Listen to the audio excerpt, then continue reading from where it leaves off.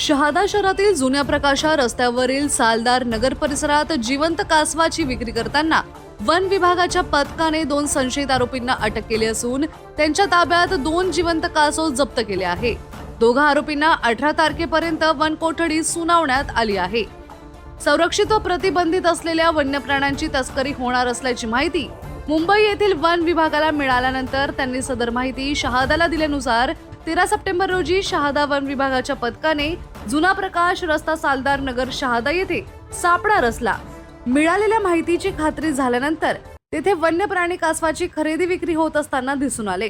अयाज आबिद अन्सारी वय 48, आझाद चौक कुकडेलवर रहीम अशफाक अन्सारी वय 50 राहणारा मराठा गल्ली कुकडेत शिवार पाना जागेवर ताब्यात घेऊन त्यांच्याकडील असलेले जिवंत कासव जप्त केले आहे।